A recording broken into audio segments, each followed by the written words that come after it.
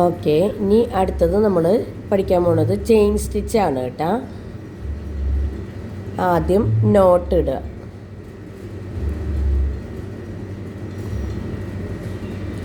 Okay, ഇനി ഈ ചെയിനിൻ്റെ എങ്ങനെ പിടിക്കേണ്ടത് എന്നുള്ളതൊക്കെ മനസ്സിലായില്ലേ? ഇത് കൈയിൻ്റെ മുകളിൽ ചുറ്റുക, അതുപോലെ ഈ 2 വിരലുകൊണ്ട് ഈ നോട്ടിൻ്റെ മുകളിൽ ഇങ്ങനെ പിടിക്കുക.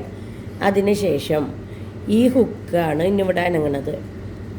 ഹുക്ക് ആദ്യം നൂലിൻ്റെ മേലേക്ക് വയ്ക്കുക, പിന്നെ നൂലിൻ്റെ അടിയിൽ കൂടെ എടുക്കുക.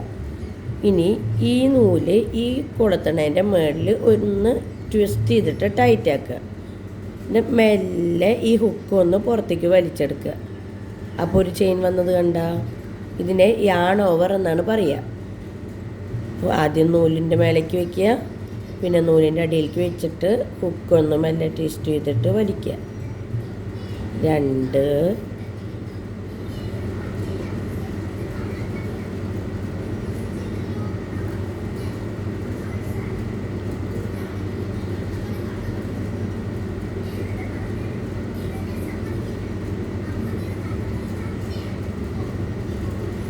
കണ്ട, ട്വിസ്റ്റ് ചെയ്തിട്ട് വലിച്ചു കഴിഞ്ഞാൽ ചെയിൻ ഇങ്ങനെ വരും.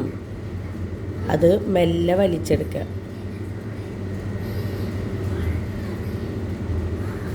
കണ്ടില്ലേ ചെയിൻ വന്നത്?